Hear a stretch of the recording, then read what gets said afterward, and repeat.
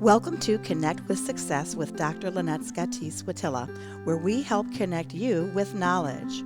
Our mission is to lead you to a new and exciting way of understanding, responding to, and helping all those with autism. We hope to expand your thinking about how to best serve these amazing people and to support you in your daily struggles and celebrations. Welcome, everyone, to the 8th episode of Connect with Success, a podcast built around the success approach and the person who coined it, Dr. Lynette Scotese-Wojtila. In episode 7, we introduced the next foundational application of the success approach, which was built around socialization and autism. And in this episode, we're going to build on this discussion by adding developmental basics to our talk as part of the success approach. Let's take a moment before we jump in, though, to talk with Dr. Lynette about today's term for the show. Today's term is developmental sequence. Developmental sequence is basically a concept that all professionals who serve children are trained to know and should be operating under. And what it means, though, is that skill acquisition happens in sort of a step-by-step fashion. So we might consider it sort of like a linear process. And a quick example would be we absolutely would expect a child to be able to sit before they could run. And that seems obvious to us as we think about the sequence of skill development.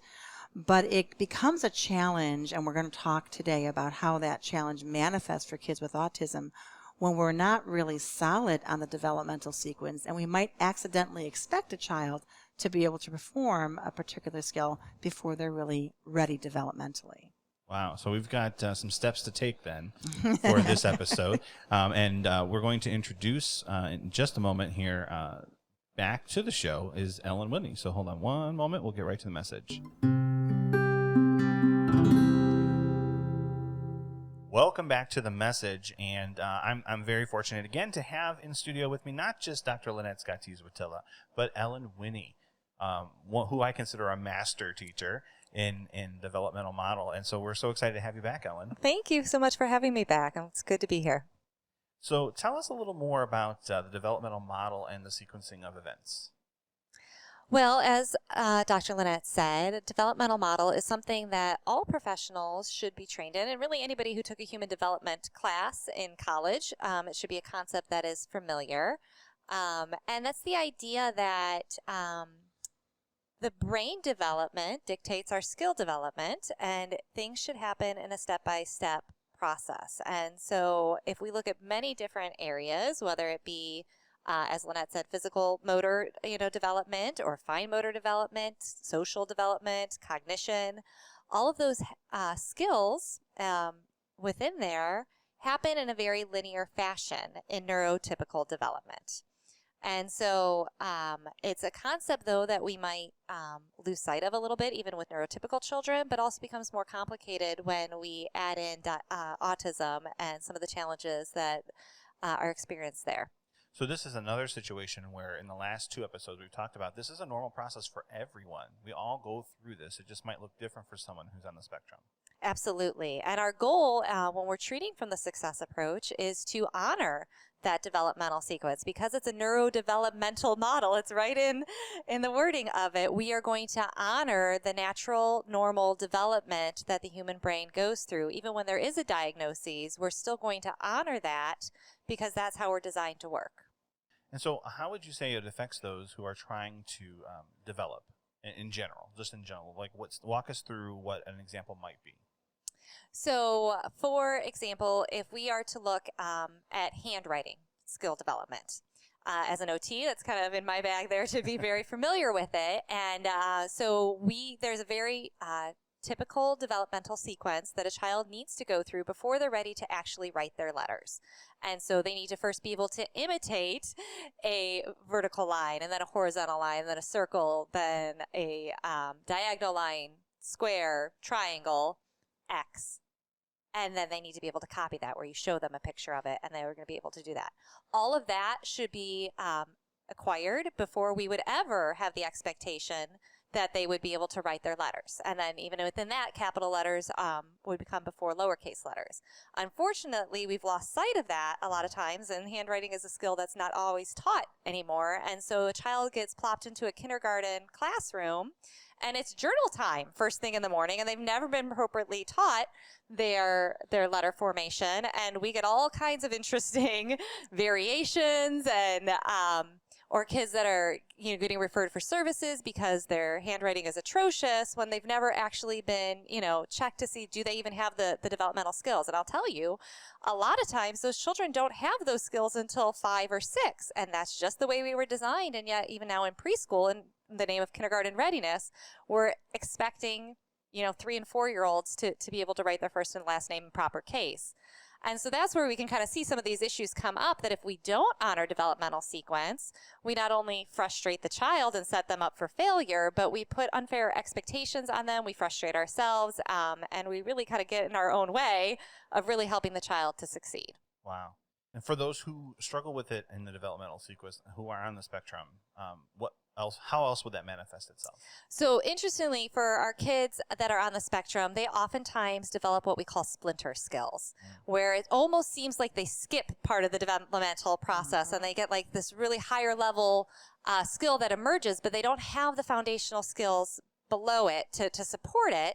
And so there's not a lot of real meaning and function around it. So, for example, our kids, as you guys talked about in information processing, because of their episodic learning style, they're fantastic at memorizing rote facts. So a child could, be 4 years old and know all their timetables and to be able to say, 2 times 2 is 2, 2 times 3 is 6, 2 times 4 is 8. And we'd be like, wow, they're a math genius. They know all their math facts, but they don't understand the concept that 2 times 4 means you have 2 sets of 4 items each, and able to, what does that actually mean? And so then we're like, well, you know what? We can just put them in 3rd grade math because clearly they know their multiplication facts, but they don't actually have that deep learning occurring and that foundational skills to build on. Yeah, they're missing that connection of what that actually means. It's not so much the math facts per se, but how that is derived. And because of that, our kids on the autism spectrum in particular, they're foolers. They're not trying to fool us, but they end up misleading us if we don't ask the right questions and if we're not the just right kind of detective to see what really is in their brain in terms of knowledge and deep understanding of a concept. We can be fooled, and it's not a good outcome. It's a disservice to a child to assume or wrongly infer that they have the capacity to be higher level math when they really don't understand that numbers represent things and quantity is just that. It can be abstract, and our kids struggle with abstraction. We know that. Absolutely. Well, and then you throw in later on math where you're throwing in variables into the situation, and how do you rectify a variable that looks like a letter and correlate it to a number to someone who doesn't understand how to put those sets together? Right. So as Ellen's talking about some of the struggles that our kids face in terms of the developmental sequence, and let's say the hand not being ready, so to speak, she's very much talking about, and we know as OTs, about a kind of readiness that's almost mechanical. Like, is the hand ready to perform this kind of grasp, to imitate this kind of stroke, and are the eyes working with the hands to do all that? And I want to point out the term readiness because in episode 2, we talk about readiness sort of like a moment-to-moment sort of thing. Readiness to mobilize to make contact with something, or readiness to take in information, that kind of moment-to-moment readiness, brain readiness. But this is skill readiness. And one of the things that we run into, whether it's a parent, a teacher, or really anybody who's trying to serve a child and help them, they want the child to do something that is standard and appropriate for their age, like cutting. And so they may want to work on cutting as a goal. And what they may not be thinking about is the child's readiness developmentally to do that well, not so much from the hand perspective, but from the cognitive perspective.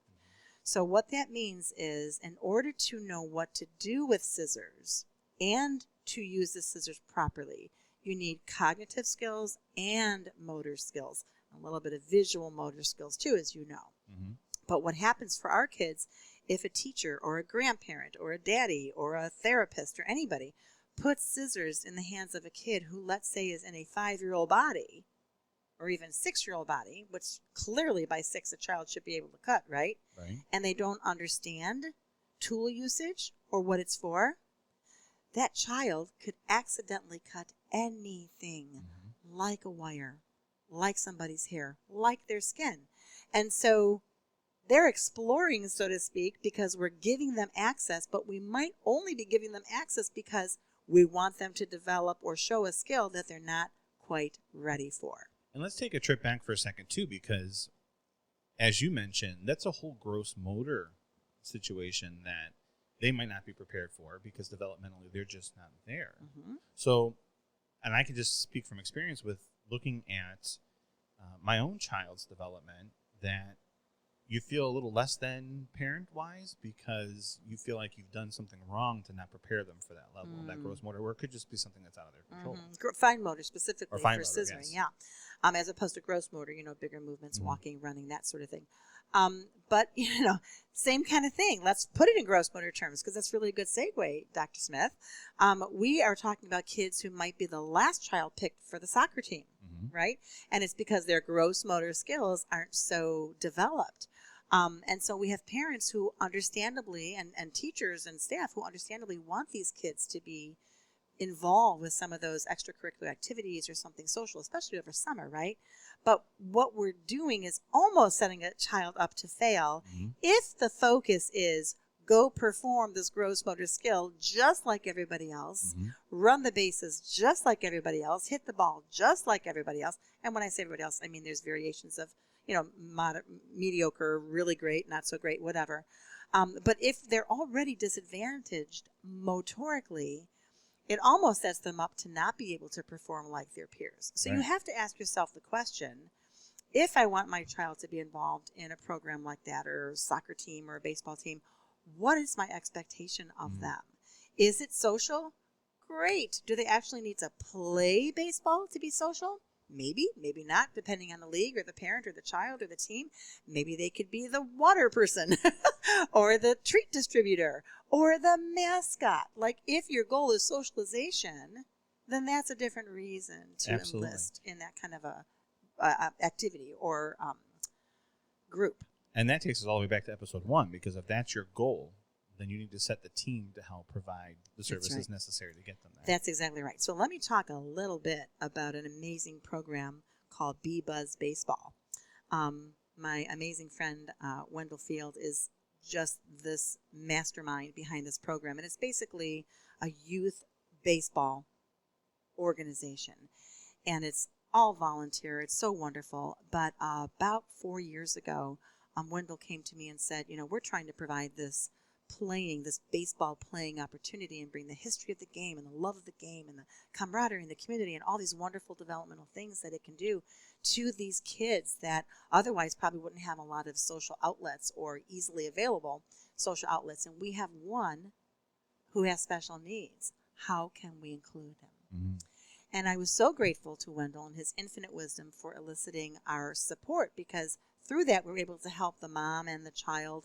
We send our staff to those some of those games and such, and we worked with the child a little bit outside of that to understand things like how to run the bases and why that's part of the game and what it means to run the bases. So we almost took it apart, Rich, and baby stepped it, kind of like the skill acquisition, this developmental sequence, baby step it, understand how little pieces, parts of the game of baseball come together for the whole thing of baseball.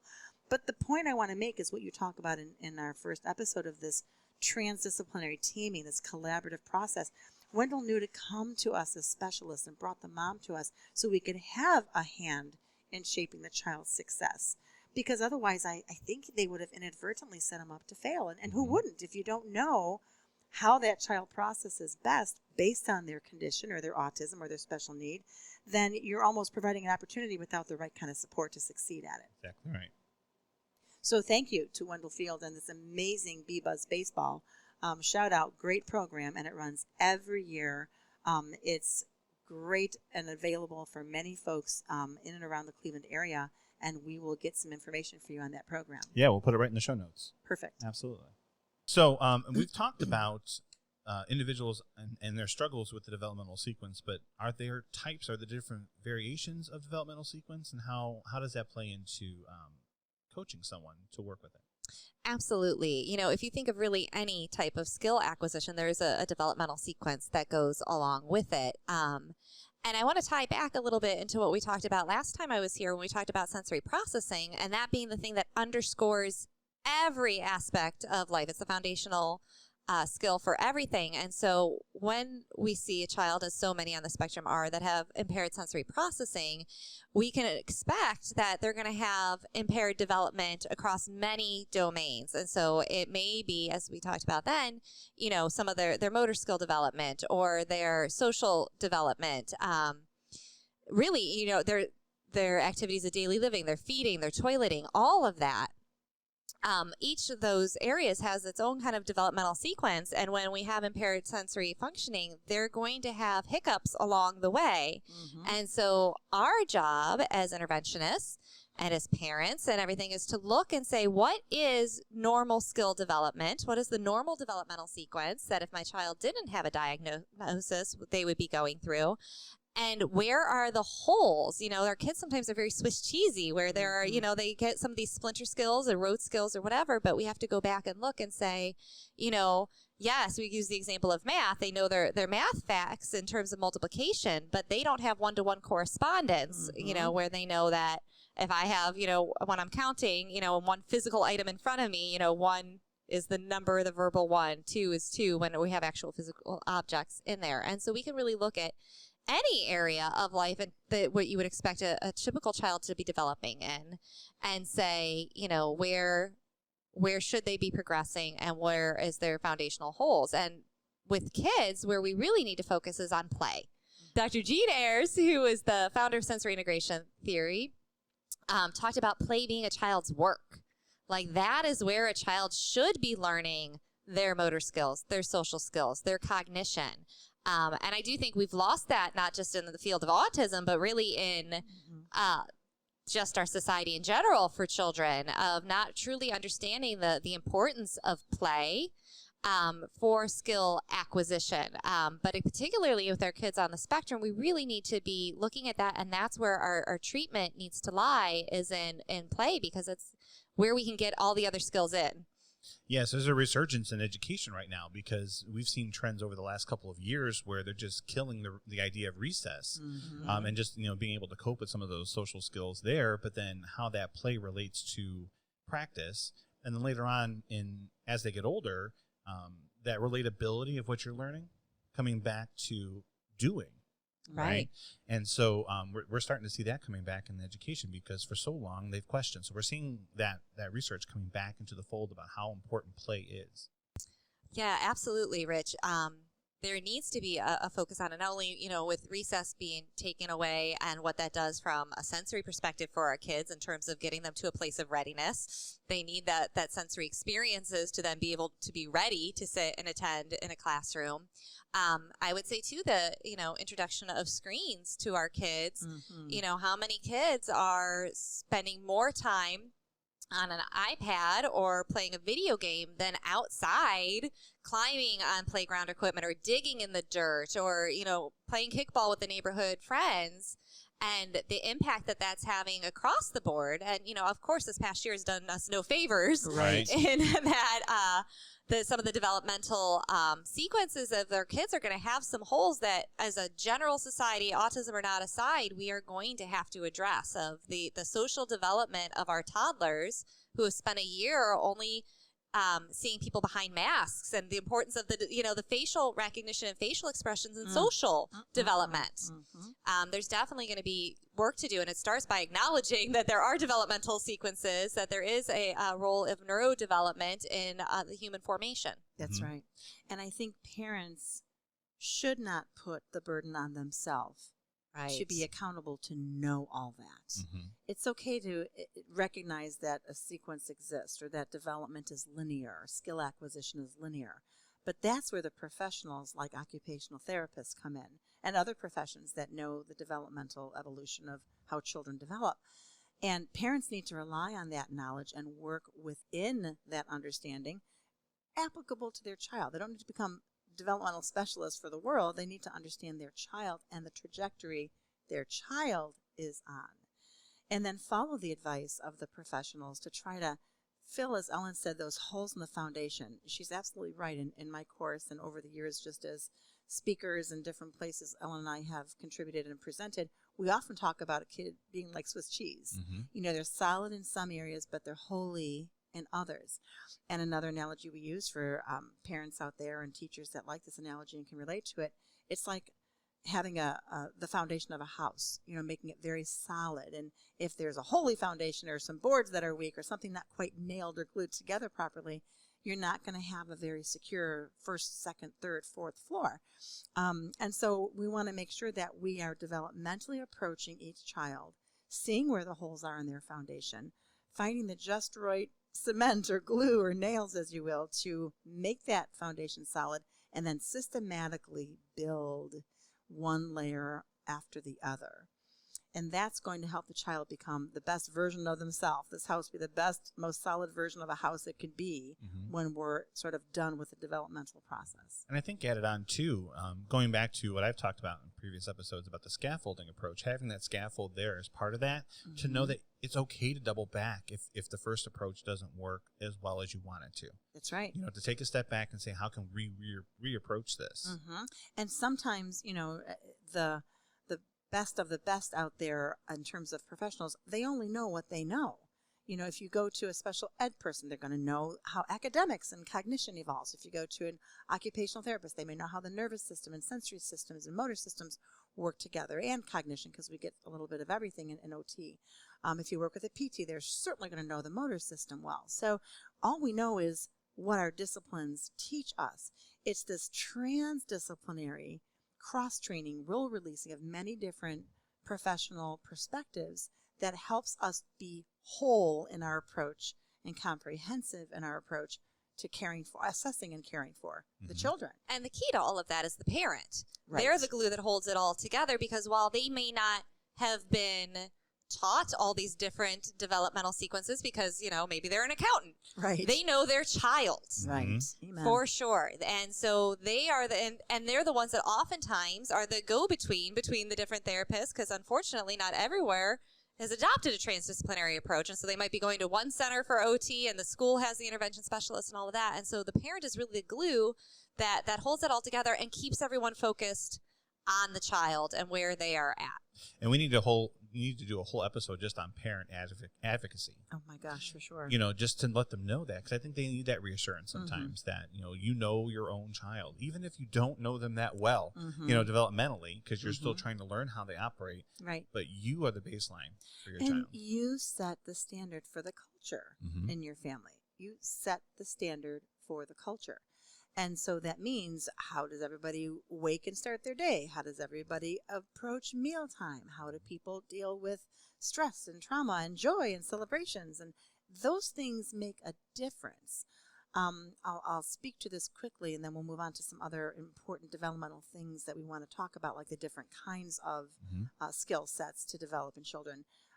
But if sitting at mealtime isn't important to a family, because they're a family on the go, and it's okay if they sit in front of the TV and catch the news while they're eating, or the child stands or grazes all day. That is a personal, to be respected cultural choice and influence. And so if we go in and try to structure up mealtime as the therapist or the psychologist or whoever, it may not fit the culture of the family, and therefore it's not going to be adopted and embraced. Developmental skill aside, you have to be able to match where the family and the child are at. So knowing what influences, it's not that the child can't sit or can't use a fork, it's that maybe culturally they're not expected to.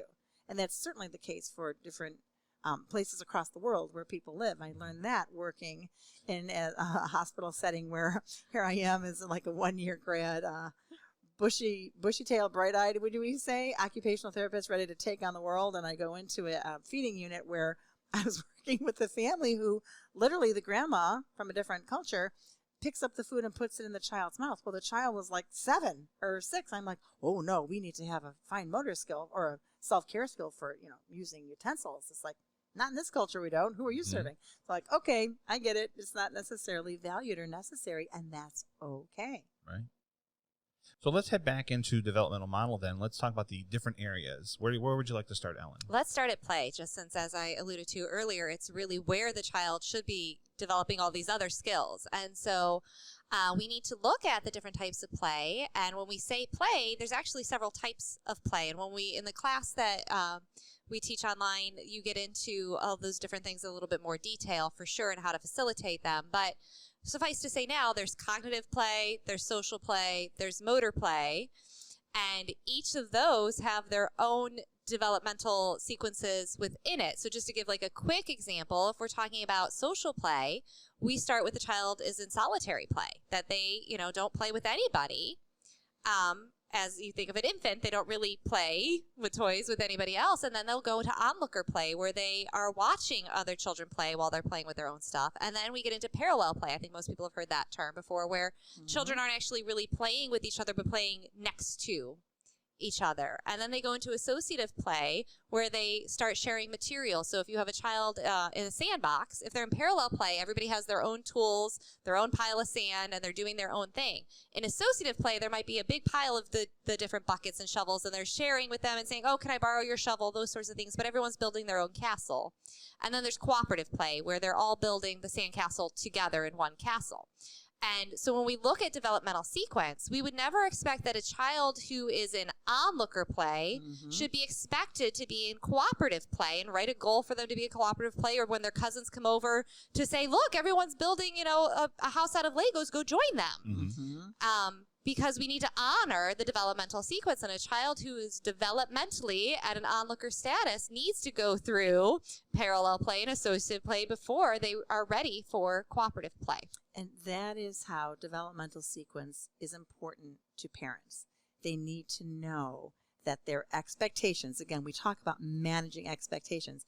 You have to understand it's not that your child is aloof, one of the adjectives I despise the most in the English language, personal thing. It's not that they're disinterested. It's not that they're even choosing to be isolated. It's something else. They're not at the developmental level, and putting them in the context of cooperative play, building Legos as a group for the sake of making the just right palace or something, isn't going to give them that skill. So opportunity does not equal skill. Opportunity plus support and developmental scaffolding support, as you like to use the term, does equal results. And it's that middle piece of the supported scaffolding intervention where play therapy, developmental stimulation comes into place.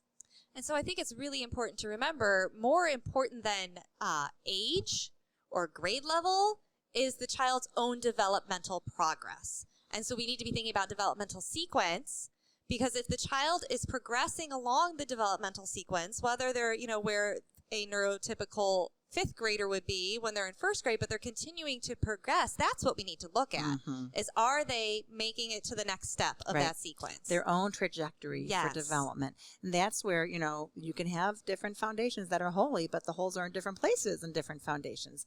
And all we care about is that particular house we're helping to build. So really individualizing, as true form the success approach is, really individualizing how we fill those holes with what, and with what we don't put in there. We also talk a lot in the success approach about what not to do, just as much as we talk about what to do. If you ever have the opportunity to take the online training course, what I love about it the most is you get a chance to reflect for your own personal reasons on each one of these theories and models as it relates to you. That's right. Reflect on the 7 different theories and models as it relates to you and your child, but know and embrace and reflect on, if you will, the hundreds and hundreds of methods that go with all of those theories that you can kind of cherry pick that do apply with the help of the instructor to your child, and that becomes your child's critical curriculum, your own recipe for their just right pie or their just right cake that you're baking. Right. And I think sometimes as parents, and I speak personally as a mom of 5, you're just so in the trenches. You're just trying to survive the day. Yeah, absolutely. And that, it's hard to have this academic kind of exercise of, well, where are they at developmentally and what's their just right next step? And so I do think the online class offers that opportunity because there's a chance to journal and to pause and just say, not only to get the information you may never have had, or maybe you did, but you forgot because you're in survival mode. Right. But that opportunity then to take the time to reflect on it and say, what does apply to my child and what are concrete steps that I can make to take one thing at a time and just start implementing it. Step by step for us too. That's right. What insight would you offer then, as we start talking about parent effectiveness? What strategies would you offer? So I would think definitely just a generalized understanding of development. Some parents are, it's their first child and they have a diagnosis of autism. So they haven't had the experience of seeing up close and personal what typical development looks like to necessarily even know what should be coming next. And so the opportunity that you're in that situation to educate yourself as much as possible on what is the appropriate developmental sequence. But again, this isn't to add one more burden onto already overburdened parents, but take advantage of, there's so many resources out there besides first and foremost the team that is working with your child. Absolutely. And asking the questions of, okay, this is what they're doing now. What should I be looking for next? That's a great question to ask is, what is the next step?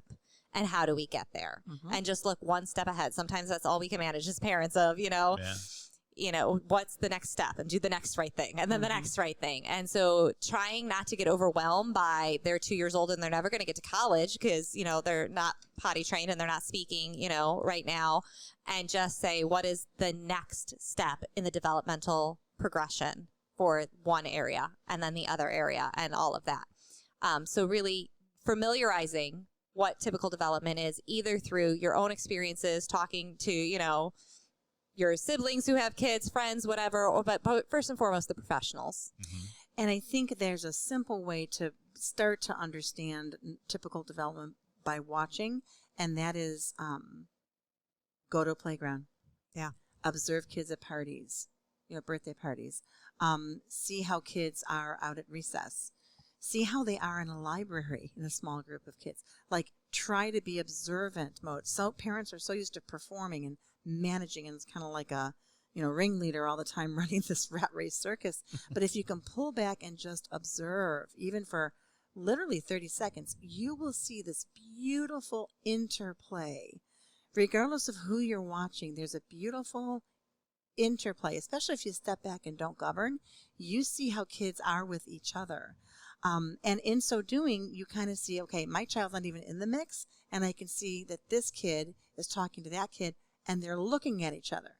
So a precursor to their conversation or maybe their friendship or their interaction is eye gaze.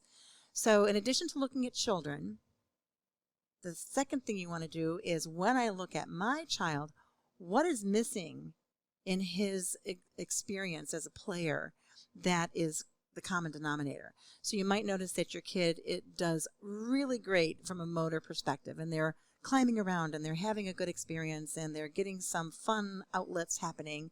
And they do this really well alone, but the minute a peer comes in, it's like they can't even function anymore. They can't climb anymore. They're kind of stumbling. They've fallen apart. It's not that they don't have the motor skill. It's that they can't do motor and social together. And if you're watching this and you see every time when there's a social influence, my child falls apart, that's the kind of help you need. And the holes to fill are the social holes. And just knowing that where to attend and where not to attend, it can be energy saving and a little bit of a relief, because it's not, everything's not broken. He can certainly have his motor skills up to par, but not in the context of socialization. Yeah, so it is really looking and seeing what do we want to focus on first, because every play interaction has all these different elements in it. You think like a game of soccer, there is the physical, kicking the ball. There's the cognition. You have to understand the rules of soccer. There is the sensory of, the feel of, the uniform and the cleats and the everything that some of our kids who have sensory issues might have, people brushing up against them, being in their proximity, the social, the communication. There's so many things that go into a simple, game of soccer among 6-year-olds. And so saying like, okay, I want my kid to play soccer. we can't attack it all at once. So what is the goal for this time? Well, maybe it might be practicing drills with daddy in the backyard just for the motor piece. Exactly. And maybe it's, kind of watching a video or having a simplified version of the rules another time. Or it's, just working with your OT to help them tolerate the high knee soccer socks that they have to wear. Right. Those sorts of things, and understanding there are many components, and that's okay. And we're going to knock them off the list one by one, so that eventually we get to this point where we're able to have this interplay between all of these different developmental needs. And I think that helps parents to manage their own expectations because they have a goal within a goal. Mm-hmm. So if the goal is to be engaged in soccer or signed up with something kind of normalizing, so to speak, within that there's a mini goal of just tolerating the socks this week, and then the socks and the shoes, and saying hello to a friend the next week. Like, build and scaffold yourself under the direction of the strongest lead people on your team, hopefully occupational therapists that really understand your child and specialize in what we call task analysis. So by trade, we are specialists in breaking down, like Ellen said, all the motor things and bodily things, postural things that are necessary, emotional, social, pragmatic things necessary, visual, motor integration things necessary, et cetera, to say, hey, Mom, if I were you, I'd be working on blank. And then great, you set goals for blank, whatever that is. And I think the key then, too, is to celebrate success. Oh, my gosh, yes. Like, we don't need to be comparing to, well, so-and-so at 7 years old is on travel league. Right. Celebrate that your child wore the socks for 5 minutes. That's right. right. Like if that's their goal, then celebrate each little step along the developmental sequence that they check off. And that's a huge victory. And, it goes back to what Dr. Smith said about collaborating. Let your coaches know what you expect too, because then they can reinforce the acceptance, the celebration, and might even help other families to know, okay, this child's purpose here isn't to be the star player. Mm-hmm. They really just need to have an opportunity to practice X, Y, Z. And you partner with me in helping that kid know from the stands they did a great job, whatever, wearing their socks or whatever. And not that they have to know details, but it can be a very collaborative and supportive environment for the parent if the parent is highly communicative and clear about what the expectations are. We've talked a lot about developmental sequencing, and I know there's a lot more to do that we can probably highlight and talk for hours. So thank you, Ellen, for being with us again today. It's been a pleasure having you on the panel again, and you can come back again and again and again. I would be happy to. She's not the instructor of our class by accident, okay? Well, thanks for having me again. So today, listeners, the challenge is to choose one area of development that you are maybe most concerned about or prioritize. Discern where your child is at with the help of your team, and celebrate where they're at, maybe even videotape where they're at so that you can always remember this developmental level. And then do the work of discerning what is the next step in that skill set. This was a powerful episode for me, and I was so blessed to share the microphone with Ellen and Lynette again to keep the conversation going. As a parent, the first thing I hope you take away is the beautiful notion of first knowing where your child is, period. Don't get wrapped up in what you see happening and just wish for your child. Be intentional and honest in your goal setting to meet your child where they are and develop your goals with your transdisciplinary team to reach them. Stay the course and stay focused on your goal and not societal expectations. Lynette, what are some other takeaways for this episode? Well, I think we need to always remember and honor the fact that development is driven by the brain. Development is sequential, too, so we can expect it to evolve step by step. I think we also need to remember that play is the child's work, and occupational therapists and other professionals who are trained in neurodevelopment can help the child to fill the holes in their development, if there are any, so fill those foundational holes, and then use that new foundation to build more skills so they can succeed as a player and a learner. We also want to manage expectations by deciding what's most important to your family when it comes to your child's play development and focus on that single aspect rather than trying to use a play opportunity to address all of your concerns at once. We hope that you learned something today to help you on your journey with autism. We'll share more on our next Connect with Success podcast. Until then, expect success. The Success Approach is a registered service mark protected under intellectual property law. Unless otherwise specified, all music, audiovisual, and proprietary content shared in this podcast is property of Autism Productions, LLC, and its sister agency, Integrations Treatment Center. The use of this content is unlawful without the expressed written consent of aforementioned agency. For more information about the Success Approach, please go to our website at www.thesuccessapproach.org. Welcome to Connect with Success with Dr. Lynette Scotese-Wojtila, where we help connect you with knowledge. Our mission is to lead you to a new and exciting way of understanding, responding to, and helping all those with autism. We hope to expand your thinking about how to best serve these amazing people and to support you in your daily struggles and celebrations.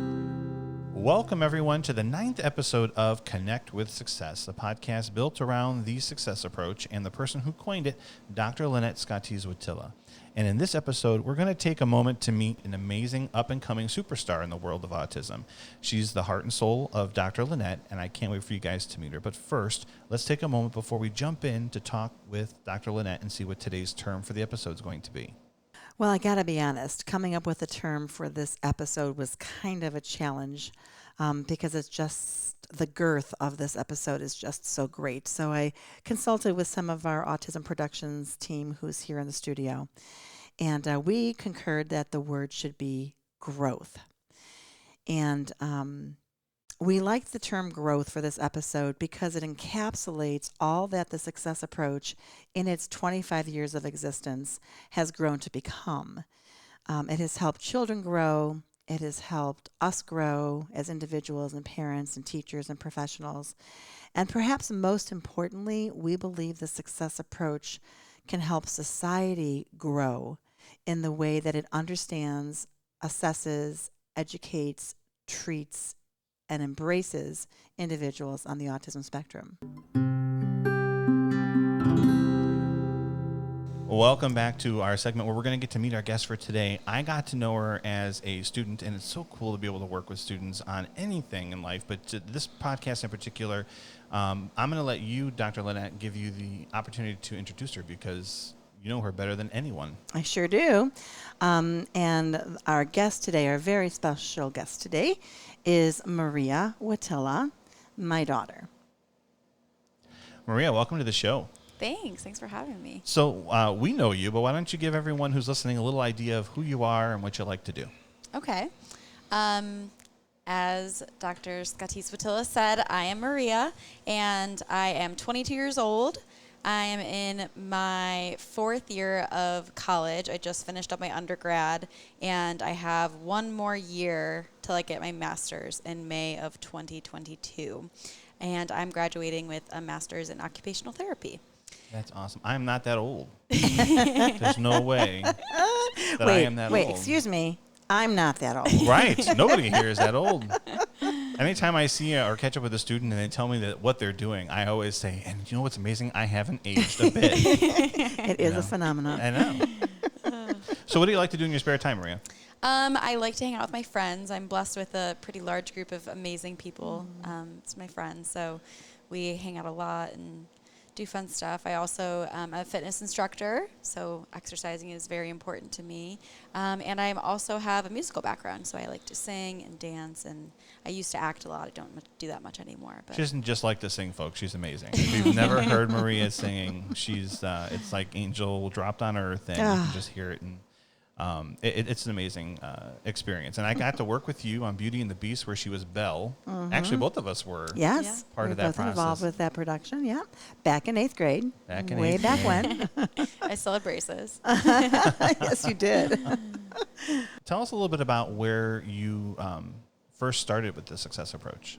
Yeah. I am going to be honest, I don't know if there was an exact start time. I think I was just kind of forced into it. One of my very first memories was laying on my mom's chest. She was holding me during a meeting, and I thought it was cool because I could hear the vibrations of her talking through her chest. It was probably like 2 or 3, but that was a super salient memory I had because it was kind of a cool sound. So I think kind of since the day that I was born, I've been involved with the success approach. Once I was old enough, probably around 4 or 5, I started coming in as a typical peer and actually working with the kids with autism, which was always super fun. And I loved all the toys here. It was like a huge playground for me. And then when I was 15 and could legally work, I was brought on board as a transdisciplinary aide and have been serving as that. I do some more administrative stuff now, like scheduling and kind of the behind-the-scenes work. But yeah, I don't think I've ever had a start or a stop time of being involved with the success approach. Because we're coming in the close out the 25th year, the anniversary of the success approach. That's right, July 24th. That's It's so our 25th crazy. anniversary. Yeah. So yeah, you were literally part of the success approach when it was standing womb only. Yeah. Yep, best view in the house. Wait, that's where I got to put that in there, right? So what was it like growing up with the success approach? Yeah. It's kind of hard to say what was the success approach and what was my mom, because the success approach came from her. So it's kind of hard to divide those two apart.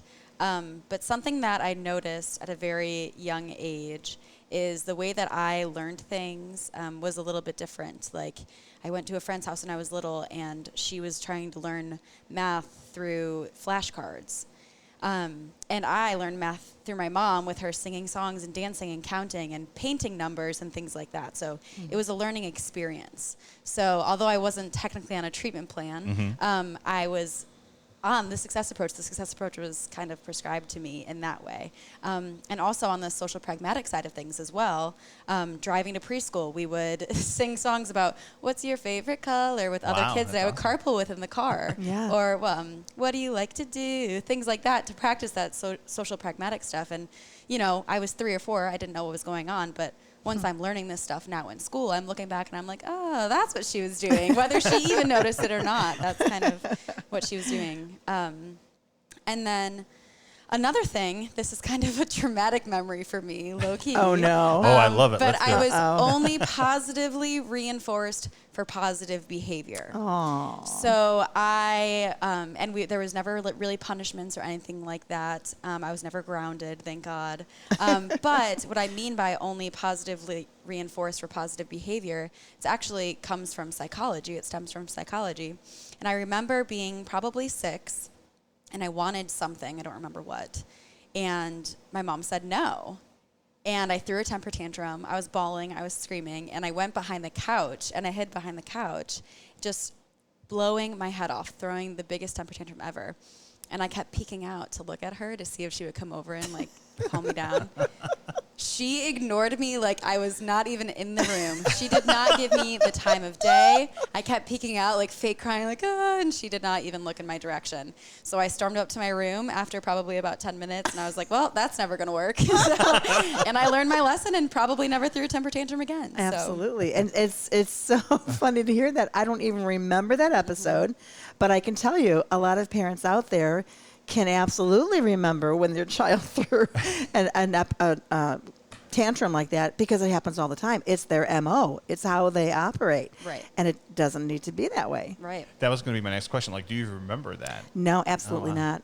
I remember for all of my children, for Paul, Dominic, Adam, and Maria, I remember always taking their perspective in life, always climbing in their shoes, literally. So if they were at eye level with something, it wasn't much for me to join them, because that's what occupational therapists do. They join children and they help meaning happen by joining them.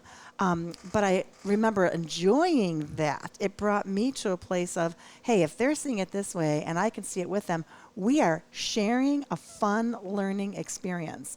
And then I would very carefully make sure that what was supposed to be salient about that experience was what I commented on or what I made happen in that particular experience. And I remember then as the mommy, which I was always thinking about it from a mommy, but part of that was a clinical kind of thing.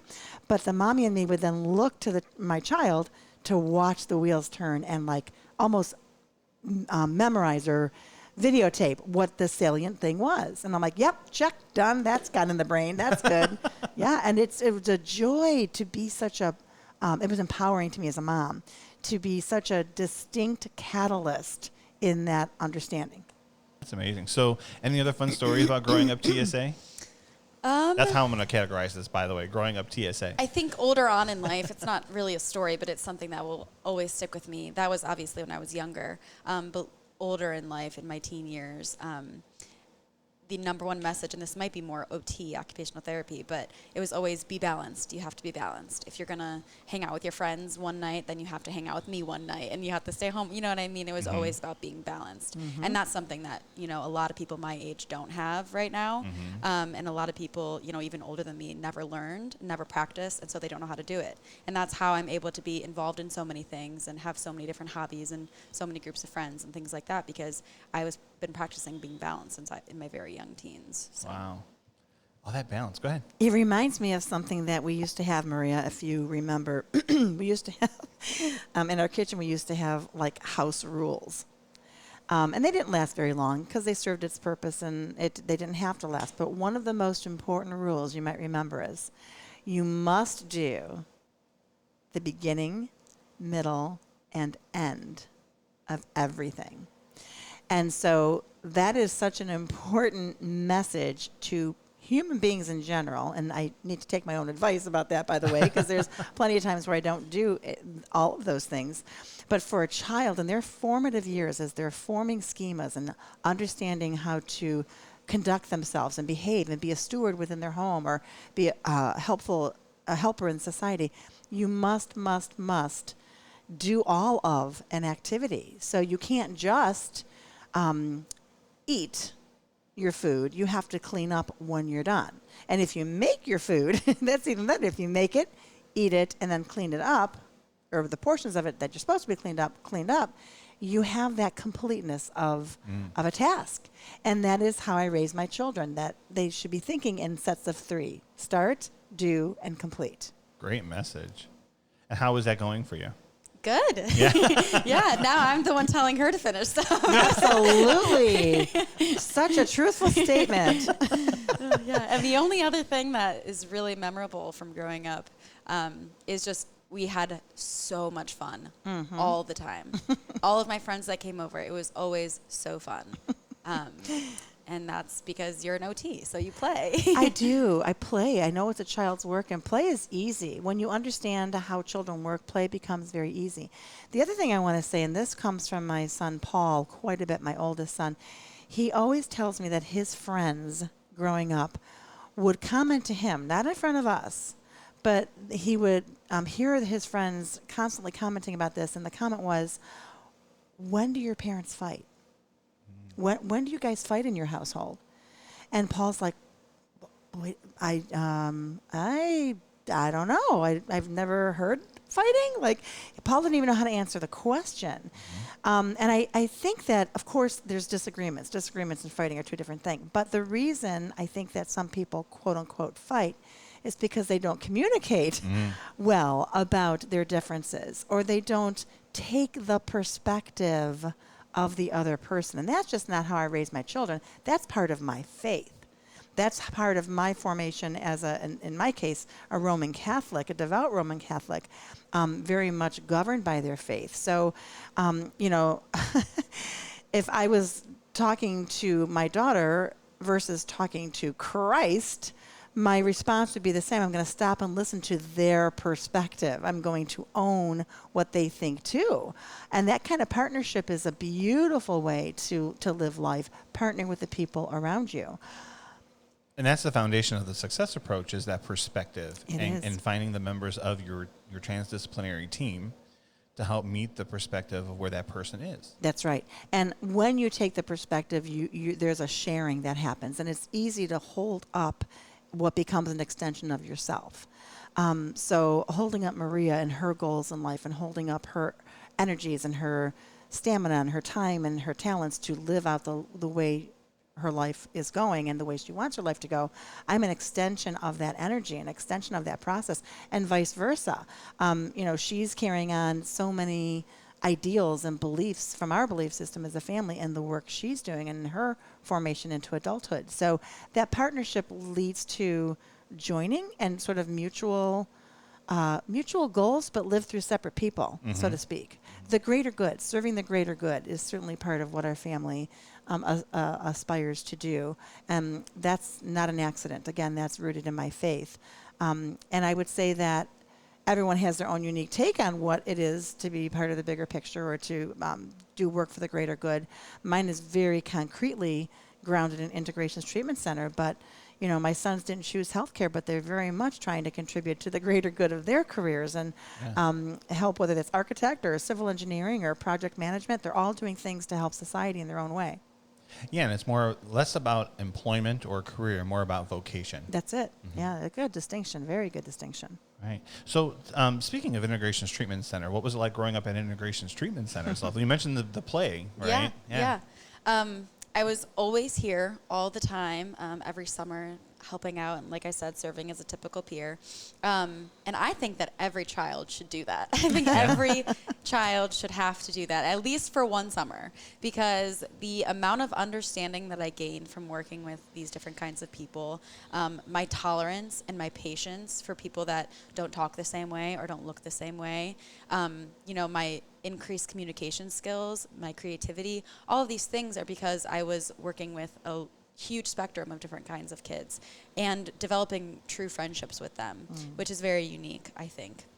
And then another thing that I learned at a young age is not to compare myself to other people, which is so important now. And it's hard for a lot of people, especially nowadays with social media and all these things being kind of shoved into your face. But, you know, if you compare yourself to someone with autism, yeah, they might not have the same social skills that you have, but they are brilliant in a lot of other ways, and they have all these hidden talents and special things.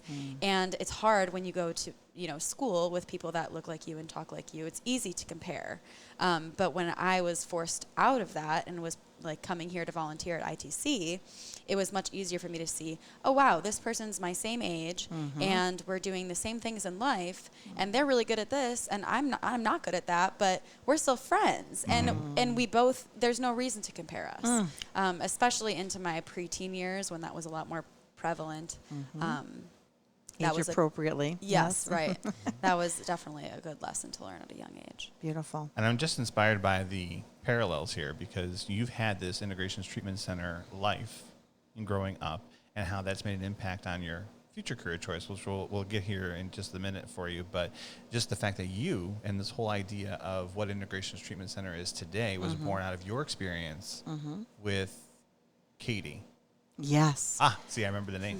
Yes, beautiful Katie. Yeah, absolutely. She was my inspiration for sort of understanding, and at the time I didn't know that I was supposed to accept, but at least understanding that there was a disconnect between what kids with special needs, in this case autism, could do, could amount to, could aspire to be, and what they're supported to become.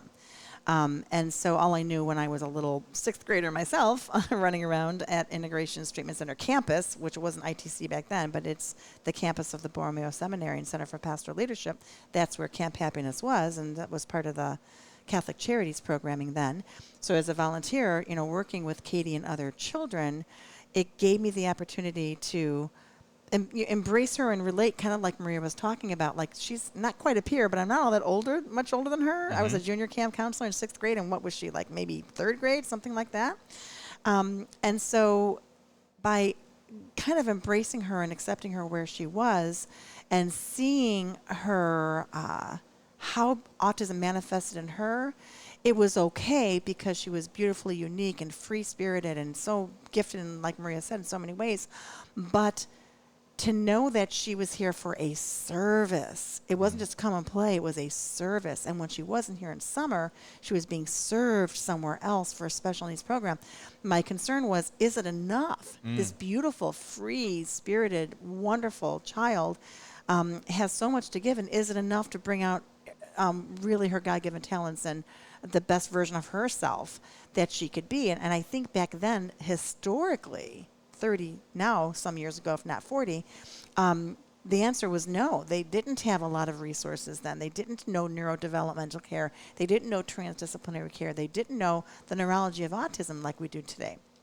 And so the Katies of the world were sort of disadvantaged just in the history of ed and special ed and healthcare. So I wanted to be part of the difference, and that's why ITC kind of came into being, and why people like Maria, who were in my family, were along for the ride, because I was so called to it. And so what was your final catalyst in saying, this is something I want to do? Like, it's not just how you grew up, but, I mean, now you've chosen to take on this vocation. Yeah, I think I always knew. I wrote in kindergarten, it was like, what do you want to be when you grow up? And I said occupational therapist. I did not spell it right, but but I did write it. So I think I've always known. I thought about broadcast journalism, and because I do have a background in performing arts, so I thought about going down that road. But then I thought about, what am I going to come home from work every day and say, I've done something really good today, and I'm changing the world, and I'm helping as many people as I can. Because, I mean, I've always been an empath, and, you know, anyone can talk on a microphone in front of a crowd, but not anyone can look at someone and really understand them and want to understand them and love them and care for them. So I think that's a little bit more of a special talent that I have than any other thing in my life. Now, you are kind of the future, then, as we start looking forward ahead the next 25 years of the Success approach, right? So how are you seeing this in your studies as something that's speaking to you as saying this needs to be out more, this needs to be top of mind, this holistic approach to service? We're actually conducting a research study right now, and I think that there needs to be as much research as possible on this. I think that's what's going to kind of really open people's eyes up, because right now there's no answer. There's no, this is what you should do, you know, and that's causing parents to be frustrated and at a loss, and oftentimes they go down the wrong path, and then they get stuck there, and their child could have progressed much more somewhere else. So I think that getting the research out there, because people aren't going to listen to words anymore. People want the facts and the truth, and it's easy to find if you just Google it. So people, I think, really, if we hit them over the head with the numbers and really prove it, that's what's going to be like most beneficial in our immediate future for getting the word out there. And I think, Maria, you're onto something really important. I will add that in the 25 years that Dr. Smith talked about the ITC entity being in existence, we have plenty of anecdotal information, plenty of our own internal facts, if you will, about we didn't have the success approach for this kid when they started. We gave it to them, and within 8 weeks, 5 weeks, 3 days, whatever it is, we see changes. It's not an accident. My favorite thing that people know me to say at ITC, or it's not my favorite thing, but it's what I'm known for, is, and that's not an accident. And it's not. When you're systematic and intentional about neuroscience and about neurodevelopment, and meet the child where they're at, and develop their just right critical curriculum, it is elicited. We talk about the Success Approach acronym and that E being elicited. It's not an accident. It's facilitated to happen. It's prompted to happen. And then it happens, and then it stays, which is beautiful. A lot of our biggest concerns about some of the programs out there that we hear parents talk about is it's transient. Well, they were good for a while, but then it stopped, or it seemed to help for a little bit, but then, I don't know, they lost the skill. And I'm like, then it wasn't really a skill. It wasn't really in there, you know? So that's a concern of mine. And so when we see these gains in these kids that we facilitate and predict well, we want to capture that now in empirical data. And so this is the whole point of trying to do more concrete research through Gannon University, where I got my doctorate and where Maria is in the master's level fast track program there, wonderful program, and other local and non-local universities that have demonstrated a recent interest in wanting to send their students here and or be part of research, because they want to make a difference as well, particularly the programs and universities that have occupational therapy, because we see the unique role that occupational therapy plays, in my biased opinion, as the profession who truly understands all the aspects of autism and how the Success Approach can address many of those aspects. So let's take a step back for a second, because I think I don't know if we actually did this in the first episode. Let's talk about the success approach for just a second. What does the acronym for the success approach mean? Okay, so it's actually a methodological sentence or a methodological belief. And the belief is that strategic use of critical curriculum elicits supported sense making. And when I created my training program, and now what Ellen does in rendering that information as our instructor, what we do to help people understand that is break it down in terms of the components of the acronym. So strategic use is just that, intentional employment of something, okay? Critical curriculum is the just right and only the just right methods that apply to a child and what they need to eventually have understanding and sense making. The E is elicits, and that's an important word because we're yielding, we're producing, we're prompting, we're the catalyst to the outcome, and the outcome is supported sense making. So we're eliciting understanding, we're eliciting learning by what we strategically do by introducing the just right curriculum or critical curriculum. And so another way to say that is by using the just right methods and only the just right methods, we're going to help the kid learn. And I think that goes back to what you've been saying in all the episodes, being intentional. Yes. That it's personalized for each individual, and that the hope is that the team can build the supports necessary to make it ongoing. That's right. And it's not a one shoe fits all kind of thing. It's definitely not cookie cutter, that old saying of cookie cutter approach. It is so not. I always say we're baking a pie, we're baking a cake, and those ingredients are just as unique as the cake. And parents get to decide with us, which is the beauty of the success approach, what parts or what's ingredients are most helpful, are tolerable, are appreciated, are valued. Not all of them are. And so we don't use some if they don't make sense to the family. And just a quick example, so no one's wondering what that means, is there may be a technique where we're doing some brushing of the skin and some pressure to the different parts of the body or whatever. And there's a very specific part of that particular protocol that we call TheraPressure, or sometimes known as Wilburger Protocol, brushing, where the parent has to, or the person doing the technique, should very carefully, very appropriately, and very systematically put pressure on the top of the head sort of straight down to give this calming input. And I had a mom tell me, I'm not comfortable pushing on my kid's head. Like, okay, well, we'll cut that part out, and instead they can wear a heavy hat for a minute, or they can just skip that part, or they can go upside down on a pillow, or they can try to balance books or something. Like we'll go around it, not to sacrifice the benefits of the approach, but to go around what wasn't comfortable. So a tiny little example. So that child's critical curriculum would be a modified version of the brushing protocol. And I think that's so important because you're not only playing to the child's comfort zone, but you're looking at the parent's comfort zone to helping them meet that need. That's right. And so when Ellen teaches our class, she may see through the journal entries that a parent has a particular question or concern, or doesn't agree with something, or doesn't know enough to agree or disagree. So she can piece apart and individualize that response in the journal program or the journal system that puts that parent at ease or explains it better or individualizes to that child. And the program that for our training, what it allows is for parents to film themselves with their child, or to film them child with somebody else, whatever they want to do, so that Ellen can have that opportunity to see the child and give more meaningful feedback. Right. Now, and taking all of this in then, Maria, you're doing continued research on this. Where are you finding current trends leaning more this way in general, or? We're still in the very beginning stages, so we haven't actually seen any of the data yet. So we'll be collecting and kind of crunching numbers a year from now, or a couple months from now in the fall. Nice. But can you speak to, and I'm curious about this too, can you speak to the literature? Are there trends in the literature about autism? Are there trends in the literature about transdisciplinary care? Are there trends in the literature about any of our 7 theories that together we know constitute the success approach, but aren't often used together? They're kind of isolated or researched separately. Yeah, so basically what we found when we did our literature review, which was a very extensive research in all of the different databases and articles that's out there. And what we found is there is contradicting evidence for a lot of what's being done right now. And if there isn't contradictory evidence for things like sensory integration that are based in occupational therapy, there's not enough evidence.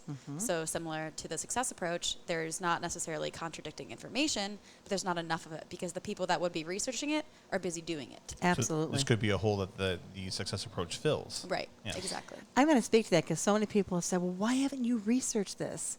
And I said, because I've been busy developing it.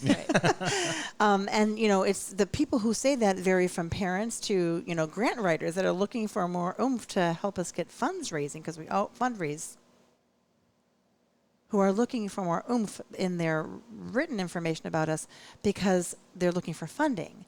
And I'm sure it's out there. I know it's out there, but it might be very specific to a certain kind of intervention because even grant funders only know what they know too. You can only know what you know. And so we're trying to empower the people who are willing and able to support financially entities like the Success Approach and new models like the Success Approach by telling them why we're different, how we're different, and the rate of progress. I mean, Maria, I don't know. You've been in the trenches so long, it might be second nature to you at this point in your perspective.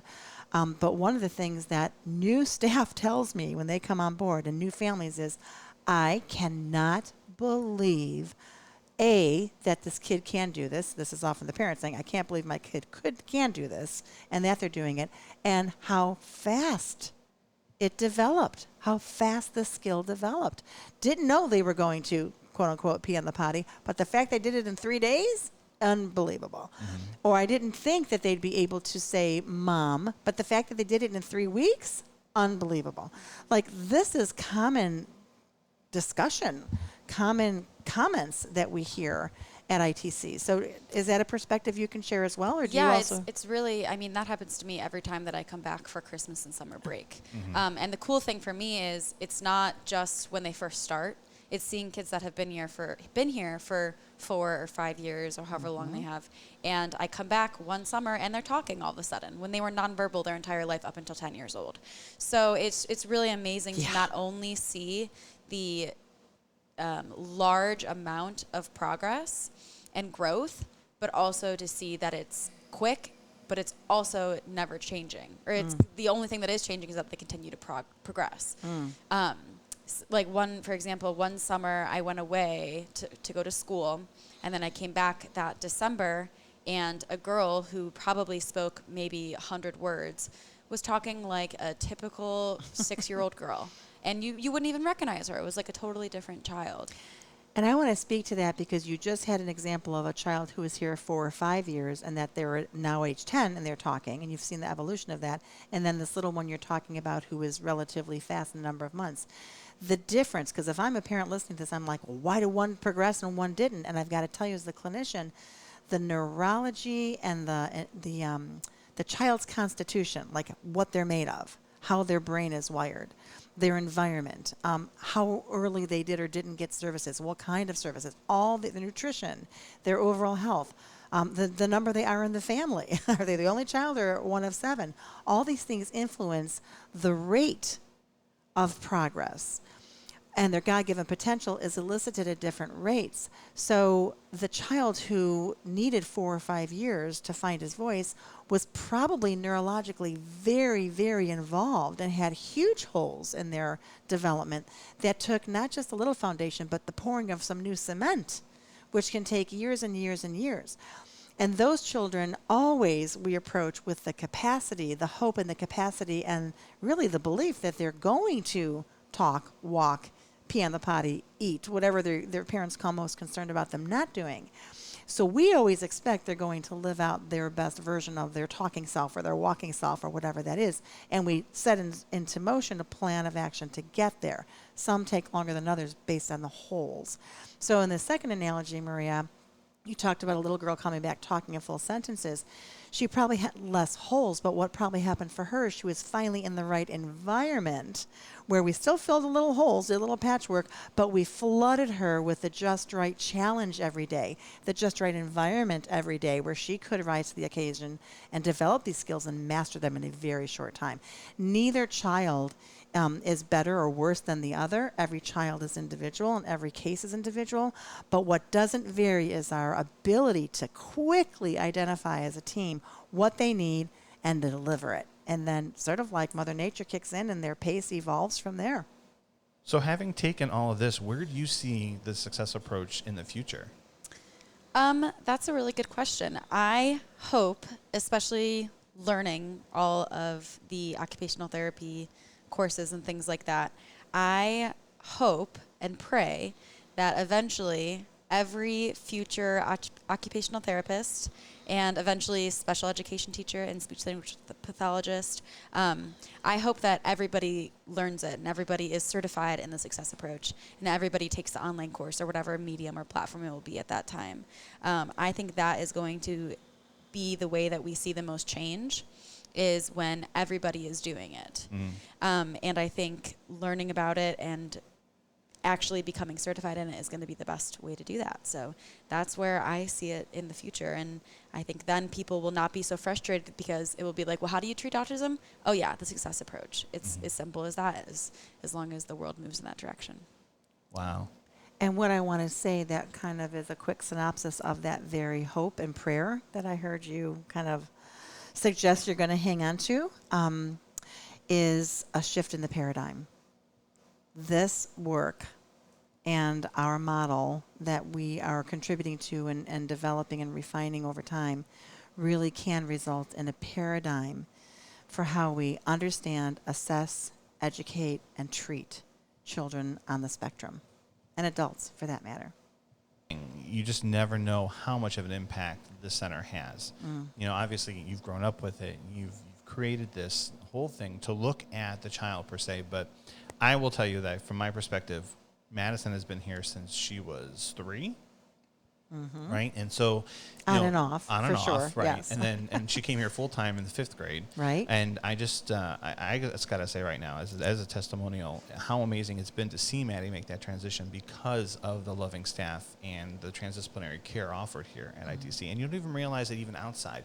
So we start out here and we're working with Ellen and we're working with you and Lynette and all the great staff here. But you've got to know that even the stuff that you do outside makes an impact on those students. So like Madison, for example, is always, she came out of the womb singing. I'm convinced. And then, dance became part of her therapy plan. Yes, to it help did. with the gross motor. Yes, and it did. she really took to that. But it wasn't until she saw you on stage in Beauty and the Beast, and then again in Fiddler on the Roof, where she decided that she's going to go to Lake Catholic. First of all, that became her goal. Yes, and that she Maria. wants to do performing arts as a Yes. career choice. And Yeah. so to see all that come into fruition, just because you are who you are and what you're studying and carrying on this mission of the success approach, you've got to know that that's made a huge impact in our lives. So thank you, Maria. Of course. It's an honor, isn't it, to be part of a journey such as Maddie's. And it hasn't been a smooth path always, but it's been a path that's become more clear with the partnership of mom and dad, which is unique, and the partnership of other people in their lives that have supported them, special teachers or our own staff that have gone above and beyond. And it's fun for us because loving these kids the way we do, they're an extension of us and it's a big family. Maria and I will go to see Maddie in a play and perform, yes. not just because we're friends, but because we do that for all of our kids. It's a blessing when parents involve us in their child's life to that extent. And it's bittersweet for me because one of the first things I tell a family, and out there listeners, if you are a new family and you've come to me, I will tell you, you can say that you've heard me say this if you've been here, I don't know your child. This is usually what I say in the phone calls, but I'm sure I will come to love them.